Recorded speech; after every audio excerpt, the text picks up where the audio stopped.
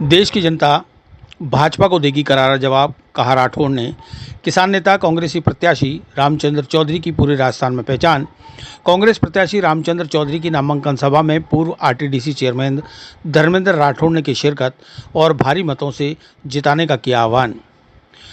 अजमेर लोकसभा क्षेत्र के कांग्रेस प्रत्याशी रामचंद्र चौधरी की 9 नंबर पेट्रोल पंप के पास टोरंटो पैलेस में आयोजित नामांकन जनसभा में पूर्व आरटीडीसी चेयरमैन धर्मेंद्र राठौड़ ने शिरकत की।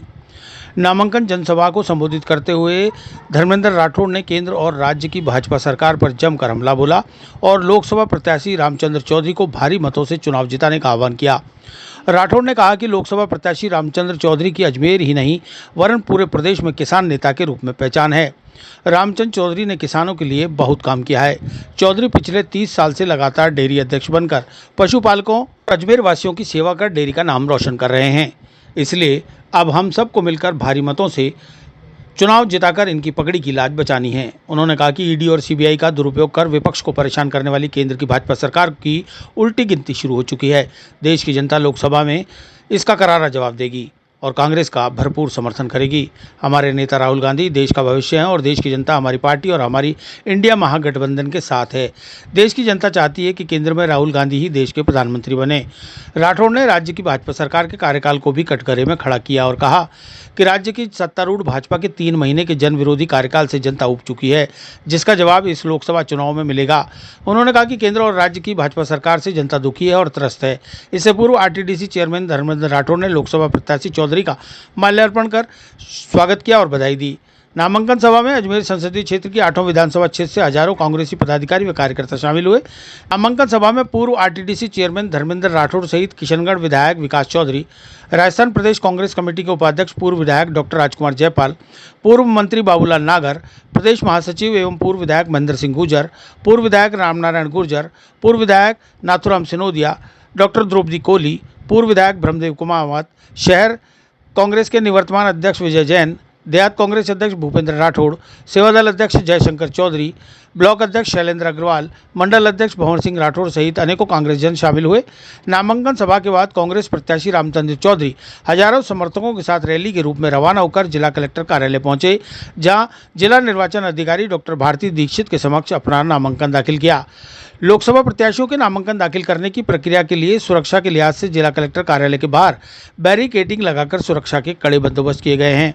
कलेक्ट्रेट की ओर आने वाले तीनों मार्गों पर 100 मीटर की परिधि में पूर्ण रूप से बैरिकेडिंग दी गई है, जिससे कि भीड़ को नियंत्रित किया जा सके। हालांकि रामचंद्र चौधरी के साथ आई भीड़ को कलेक्ट्रेट तक जाने से पहले ही रोक दिया गया। सिर्फ प्रत्याशी और उसके 4 प्रस्तावकों को ही कलेक्ट्रेट में जाने की इजाजत प्रदान की गई। इसके बाद कांग्रेस प्रत्याशी रामचंद्र चौधरी ने जिला निर्वाचन अधिकारी डॉक्टर भारती दीक्षित के समक्ष अपना नामांकन दाखिल किया। मीडिया से बात करते हुए रामचंद्र चौधरी ने कहा कि 9 साल केंद्र की मोदी सरकार ने गारंटी के नाम पर सिर्फ आम जनता को ठगा है। देश में कोई विकास कार्य नहीं हुए। इस बार 400 पार का नारा देने वाले मोदी 200 सीट भी नहीं जीत पाएंगे और कांग्रेस पूर्ण बहुमत के साथ केंद्र में सरकार बनाएगी और राहुल गांधी प्रधानमंत्री बनेंगे।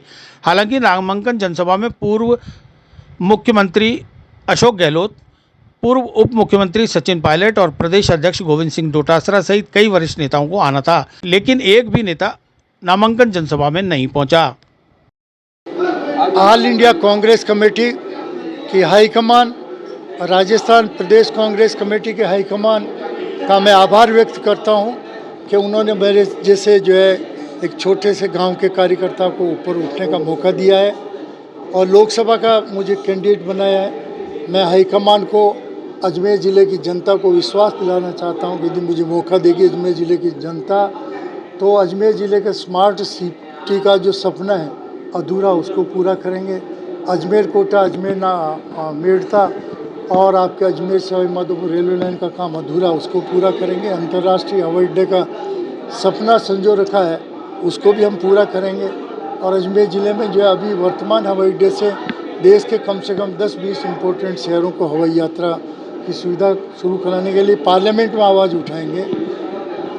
ये अजमेर को जो डेनमार्क बनाने का हमारा सपना है अधूरा है, अभी आधा बना है। आने वाले 5 साल में पूरा डेनमार्क बना देंगे अजमेर ज़िले को।